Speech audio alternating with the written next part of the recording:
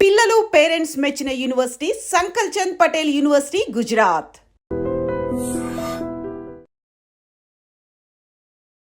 Welcome to ఐజిమ్. ఈ రోజు మనతో పాటు chief medical officer from Shri Konijeti Rosaiah government nature cure hospital doctor A Malathi Shyamala గారు మనతో పాటు ఉన్నారు.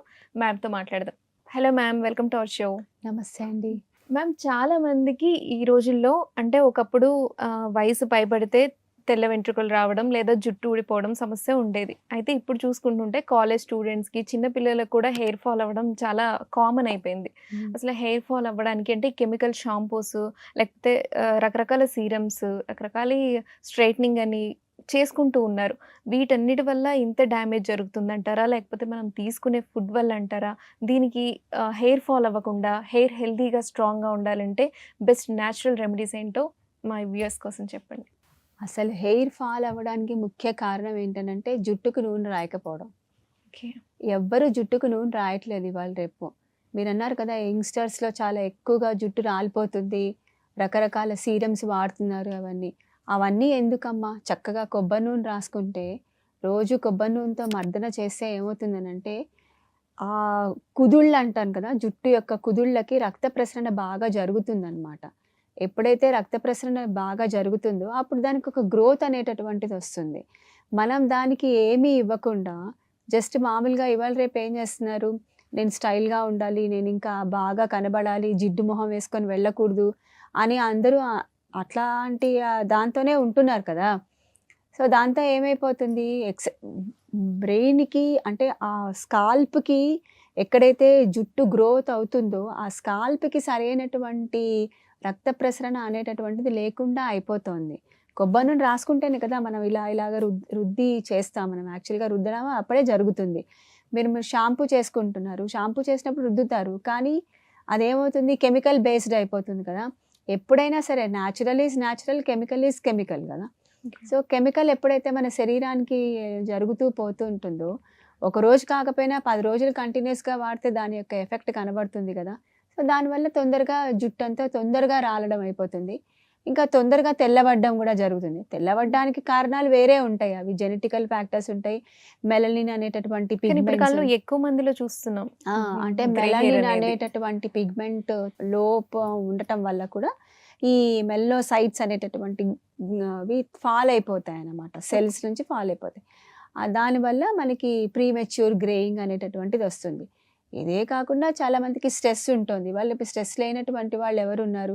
అందరికీ రకరకాలైనటువంటి స్ట్రెస్లు ఉన్నాయి. చిన్నపిల్లల దగ్గర నుంచి ఎల్కేజీ వాళ్ళకి కూడా స్ట్రెస్సే ఉంది ఇప్పుడు చెప్పాలంటే. రోజు పొద్దున్న స్కూల్కి వెళ్ళాలంటే అదొక పెద్ద స్ట్రెస్సే వాడికి.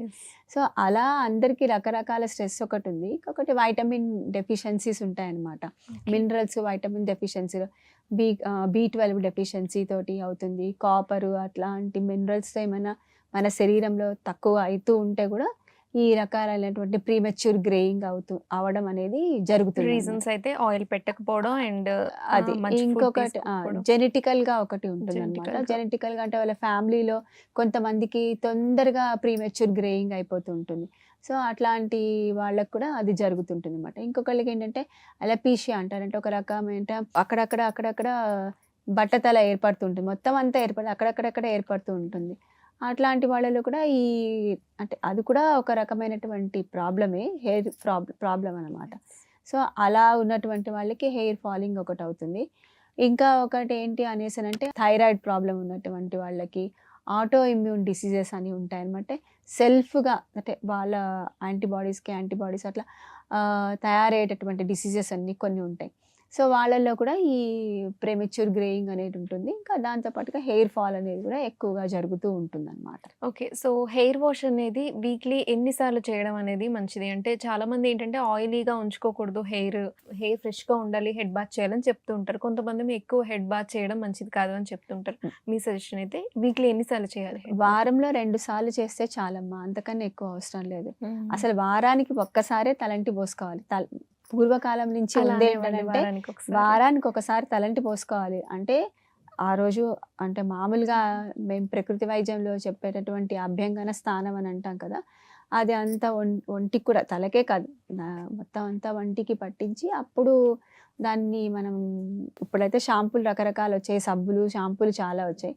అప్పుడైతే కుంకుడుకాయ రసం ఒకటి ఉండేది, శీకాకాయ రసం ఒకటి ఉండేది. అలా పెట్టుకొని స్నానం చేయడం అనేది జరుగుతుండేది. ఇప్పుడు రకరకాల అంటే ఈజీ ఫాస్ట్‌గా ఇప్పుడు కుంకుడుకాయ రసం పెట్టుకుని దాన్ని స్నానం చేసి అదంతా వదిలించుకుని ఆ పొట్టంతా తీసుకునే అంత టైం ఎవరికి ఉండట్లేదు. టైము లేదు, ఓపిక లేదు, రెండూ లేవు. కాబట్టి ఈజీ ఫాస్టింగ్ ఏదవుతుంది అనంటే షాంపూ అయిపోతుంది. కాబట్టి దాన్ని మనము తీసుకొని పెట్టుకొని చేసుకుంటున్నారు. ఇప్పుడు అందరూ అదే పని చేస్తున్నారు. ఒకరి తర్వాత ఒకరు చేయడం జరుగుతోంది ప్రస్తుత కాల పరిస్థితుల లోపల. కాకపోతే సో హెయిర్ స్ట్రైట్నింగ్ పెట్టేవాళ్ళు అండ్ త్వరగా పొల్యూషన్‌లో తిరిగే వాళ్ళకి ఆయిలీ అయిపోతూ ఉంటుంది. అప్పుడు వాళ్ళు 3 టైమ్స్ చేయడం అనేది సజెస్టబుల్లా? అసలు యాక్చువల్‌గా ఏంటనంటే రోజుకి మామూలుగా ఒకసారైతే పొద్దున పూట లేచాక నేను చెప్పాను కదా! కొంచెమైనా కొబ్బరి నూనె తీసుకొని జస్ట్ ఒక మసాజ్ లాగా చేయాలనమాట. హెడ్‌కి చేస్తే ఏమవుతుందనంటే మనకి రోజు మనకు తెలియకుండానే మన యొక్క చర్మము ఎపిడెర్మిస్ అనేది ఉంటుంది కదా! అది రాలిపోతూ ఉంటుంది. అట్లాగే హెయిర్ ఫాలిక్స్‌కి ఏవైతే డెడ్ ఉంటాయో అవి రాలిపోతూ ఉంటాయన్నమాట. పాతవి రాలిపోతున్నప్పుడే కదా కొత్తవి వస్తూ ఉంటాయి. సో, నువ్వు వాటికి ఒక రకమైనటువంటి శక్తిని ఇవ్వాలి. కొత్త వాటికి వచ్చేవి శక్తిని ఇవ్వాలి. శక్తి ఎలా వస్తుంది? ఒక పోషణ ఇవ్వాలి. పోషణ అనేటటువంటిది ఎలా ఉంటుంది? రక్త ప్రసరణ జరిగితేనే పోషణ అవుతుంది. రక్త ప్రసరణ ఎప్పుడు జరుగుతుంది? మర్దన అనేటటువంటిది ఒకటి జరిగితేనే పోషణ అనేటటువంటిది వస్తుందన్నమాట. అది ఎలా చేసుకుంటాము? ఆయిల్ కొంచెం గ్రీజీగా ఉన్నటువంటిది ఆయిల్ తీసుకోను, లేకపోతే ఒక్కొక్కసారి డ్రై మసాజ్ కూడా చేస్తూ ఉంటారు. డ్రై మసాజ్ కూడా చేసుకోవచ్చు. కాకపోతే ఏంటనంటే దీంతో కనుక చేస్తే ఇట్ విల్ బి మోర్ స్మూతీగా ఉంటుందన్నమాట. చాలామంది ఏం చేస్తారనంటే ఆయిల్ పెట్టుకొని బయటకు వెళ్ళిపోతే నాకు డాండ్రఫ్ వచ్చేస్తుంది అనేసి అని అనుకుంటారు. కానీ అది కరెక్ట్ కాదు. డాండ్రఫ్ వచ్చేటటువంటి దాని వల్ల కాదు, మన లోపల ఉన్నటువంటి లోపల నుంచి మనకు ప్రాబ్లం ఉంటే డాండ్రఫ్ కానీ లేకపోతే అది ఇంకా సోరియాసిస్గా మారడం కానీ అట్లాంటివి జరుగుతాయే తప్ప మన లోపల లోపం ఉంటుందన్నమాట. యాక్చువల్గా ప్రకృతి వైద్య ప్రకారంగా ఏంటనంటే చర్మ వ్యాధి ఎప్పుడు వస్తుంది అనంటే మెయిన్గా మలబద్ధకం అనేటటువంటిది ఉంటే చర్మ వ్యాధుల కిందకి అది వస్తుంది అని ప్రకృతి వైద్యంలో మాకు అట్లా ఉంటుందన్నమాట. సో దానిని కనుక మనం కరెక్ట్ చేసుకుంటే ఇంటర్నల్ బాడీ క్లెన్సింగ్ అవుతే అది ఎక్స్టర్నల్ బాడీ పైన చూపిస్తుంది అన్నమాట. మ్యామ్ ఒకప్పుడు కాలం చూసుకుంటే స్కూల్‌కి అందరూ అంటే కాలేజ్ స్టూడెంట్సే అదేంటి అందరూ ఆయిల్ పెట్టుకునేవాళ్ళు, బయటికి వెళ్ళేవాళ్ళు. ఇప్పుడిప్పుడు రాను చూస్తే స్కూల్ పిల్లలు కూడా అందరూ ప్రాపర్‌గా పెట్టుకుంటున్నారో లేదో తెలీదు. బట్ వన్స్ కాలేజ్‌కొచ్చారు, వాళ్ళు ఇంటర్మీడియేట్‌కొచ్చారు అంటే మీరన్నట్టు ఆయిల్ పెట్టుకున్న ఒక 1 అవర్, 2 అవర్స్ ఉంచుకొని హెడ్ బాత్ చేసేస్తున్నారు. సో బయటికి వెళ్ళడం అనేది రోజు ఆయిల్ పెట్టుకోని అనేది ఇప్పటి తరంలో అయితే మనం ఎవరిని చూడము, వాళ్ళు చూడలేము కూడా అంతే. సో వీక్లీ 2 టైమ్స్ మీరు హెడ్ బాత్ చేయొచ్చు అన్నారు. అప్పుడు ముందు ఒక 1 అవర్, 2 అవర్స్ చేసుకోవడం అంటే వీక్లీ 2 టైమ్స్ అట్లా ఆయిల్ పెట్టుకోవచ్చు. కానీ ఇప్పుడు ఇంకొకటి ఏంటంటే ఒక రెమెడీ చెప్తాను. మొత్తం అంతా కాకుండా జస్ట్ లోపలకైనా కూడా హెయిర్ లోపల స్కాల్ప్ దగ్గర అయినా సరే కొంచెం మరీ ఆయిల్ అంటే ఒక 1/2 kg ఆయిల్ పెట్టుకోమని కాదు, జస్ట్ ఒక 200 ml 100 ml అయినా పెట్టి రోజు కొంచెం మర్దన కనుక చేసుకుంటూ ఉంటే ఆ గ్రోత్ అనేటటువంటిది కరెక్ట్గా ఉంటుందన్నమాట. ఇంకొకటి మీరు అన్నట్టుగా స్ట్రైటనింగ్ చేసుకోవాలి. ఫస్ట్ ఆఫ్ ఆల్ జడలు విరగబోసుకోకుండా ఉంటే సగం హెయిర్ ఫాల్ తగ్గుతుందండి. జడ విరగబోసుకుంటున్నారు, ఇప్పుడు ఎక్కడ పోసినా జడ విరగబోసుకుంటున్నారు. ఏ ప్రాంతం కల్లా ఎవరైనా సరే కాలేజ్ పిల్లలు విరగబోసుకున్నారు, చిన్న మీడియా ఫిల్మ్ ఇండస్ట్రీస్ కాకుండా బయట వాళ్ళు కూడా ఇప్పుడు అందరూ చాలా మంది హెయిర్ అసలు ఎవరైనా ఎందుకు విరగబోసుకోవాలమ్మా, జుట్టు ఎందుకు విరగబోసుకోవాలి? ఒకప్పుడు జుట్టు విరగబోసుకున్నారు అని అంటే చాలా తప్పు కిందగా చెప్పేవాళ్ళు. ఇప్పుడు చిన్న జుట్టు అయినా దాన్ని జడ వేసుకునేటటువంటిది ఒక పద్ధతి ఉండేది. ఇప్పుడు దాన్ని మొత్తం మనం మానేసి ఎక్కడ పోయినా జుట్టు విరగబోసుకుంటూ ఉంటే అదంతా పాడిపోయి ఒక రకమైనటువంటి శక్తి దానికి శక్తి కోల్పోతుంది కదమ్మా. దానికి అక్కడ ఎంత వదిలేసుకుంటూ పోతూ ఉంటే ఎక్కడ పడితే అక్కడ జుట్టు రాలిపోతుంటుంది. మనం ఇప్పుడు ఏదైనా ఇలా పెడితే ఏది రాదు, ఓపెన్ గా చేస్తుంటే అన్ని పొల్యూషన్ అంతా దానికే ఉంటుంది. లేదా దానికి తగ్గ స్ట్రెంగ్త్ అంటే దానికి తగ్గ ఫుడ్, దాన్ని మీరు అన్నారు కదా పోషణ అనేది ఒకవేళ అలా చేయాల్సిన సందర్భంలో అయినా సరే చేయకుండా జరిగిపోయిన కేర్ తీసుకోవట్లేదు. దాన్ని సరిగ్గా దువ్వటం లేదు. దువ్వకుండా జడ వేసుకుంటేనే కదా దువ్వేది, కరెక్ట్ గా దువ్వుతాము. జడ వేసుకునడమే మానేస్తే వదిలేసిపోతూ ఉంటే దువ్వడం అనేటటువంటిది ఎక్కడ ఉంటుంది? దానికి ఎక్కడ పోషణ ఇస్తున్నాం మనం హెయిర్ ఫాలికల్కి? లేదా ఇప్పుడు ఏమంటారు డాక్టర్ మా దగ్గరకు అలా వచ్చి మాకు జుట్టు రాలిపోతుంది, జుట్టు పెంచడానికి ఏమన్నా ఉందా, ఏం ఆయిల్ తీసుకుంటే బాగుంటుంది, ఏం చేసుకుంటే బాగుంటుంది అని చెప్తూ ఉంటారు. దానికి రెమెడీస్ ఉన్నాయి. ఇప్పుడు మామూలుగా అయితే ఆయుర్వేదాలో మనకి ఆయుర్వేద చికిత్సల్లో చాలామంది చెప్తారు. మేము కూడా ప్రకృతి వైద్యంలో చెప్పేది కూడా అదే. మందార పూలు, మందారం నూనె ఒకటి, మందార ఆకులు నూనె, అది కొబ్బరి నూనెలో అంటే మంచి కొబ్బరి నూనెలో ఆకులు ప్లస్ మందార పువ్వులు. పువ్వులు, దాని తర్వాత ఉసిరికాయలు, ఇలాగా గోరింటాకు, ఇలాంటివన్నీ కూడా వేసి ఉడకపెట్టుకొని దాన్ని చల్లార్చుకొని ఆ నూనెని రాసుకుంటూ ఉంటే చాలా వరకు హెయిర్ ఫాల్ అనేది తగ్గుతుంది. డ్యామేజ్ అయిన హెయిర్ లేదా బాల్డ్ అయిన హెయిర్ కూడా ఇది పెట్టుకుంటూ ఉండాలి. యూజ్ అవుతుంది. యూజ్ అవుతుంది. కానీ ఒకటి ఇంటర్నల్ గా ఏమైనా చేంజెస్ ఉన్నాయనుకోండి, అప్పుడు మాత్రం అది మనకి ఎఫెక్ట్ అవుతుంది అనమాట. ఇంటర్నల్ గా చేంజెస్ ఏం లేకపోతే మామూలుగా హెల్దీగా ఉన్నారు, ఈ పొల్యూషన్ వల్ల ఏదో రాలిపోతుందంటే then that will be okay. కాకపోతే ఏంటంటే ఏదైనా సరే మన శరీరం లోపల కరెక్ట్గా పని చేయాలి అనేటటువంటి దానికి మనం అది ఎక్స్టర్నల్ మీద మనకి చూపించడం జరుగుతుంది అనమాట. సో మనం ఇంటర్నల్గా క్లీన్ అవ్వడం అనేది ఇంపార్టెంట్. ఒక హెయిర్ వాష్ చేయడానికి అయితే మీరు అంటే ఏది చేయడం వల్ల జుట్టు ఎప్పటికీ మంచిగా ఉంటుంది అని అంటారు? ఏ షాంపూ అంటే షాంపూస్ కావచ్చు, లేదంటే ఏది కుంకుడుకాయలు ఒకప్పుడు, ఇప్పుడు మనం అనుకున్నట్టు ఎవరికి అంత టైం ఉండట్లేదు, అంత ఓపిక ఉండట్లేదు. సో ఏది యూజ్ చేయడం మంచిది? ఎందుకు కుంకుడుకాయలతో కూడా పోసుకోవచ్చు అండి. కుంకుడుకాయలు తీసుకొచ్చుకొని దాని రసం తీసేసి దాన్ని చేసి ఓన్లీ ఫిల్టర్ చేసిన రసం ఉంటుంది కదా, దాంతో షాంపూ చేసుకోవచ్చు. ఓకే, అది కూడా షాంపూ లాగానే ఉంటుంది కదా, కుంకుడుకాయ షాంపూనే అంటాం కదా. దాని లోపల ఇంకొక చిన్న కొంచెం నిమ్మకాయ పిండుకొని చేసుకున్నా కూడా ఒకవేళ డాండ్రఫ్ ఉన్నా ఇంకేమన్నా ఉన్నా కూడా అది కూడా పోతుంది అన్నమాట. అట్లా చేసుకోవచ్చు. ఇంకా కొంతమందికి పేలు ఉంటాయి కదా, చిన్న పిల్లలకి పేలు, అవి చిన్న చిన్న ఎగ్స్ ఉంటాయి కదా, వాటికి కూడా ఏం చెప్తామనంటే వేపాకు ఉంటుంది కదా, వేపాకు నీళ్ళతోటి మొత్తం అంతా కడిగేసుకోవచ్చు.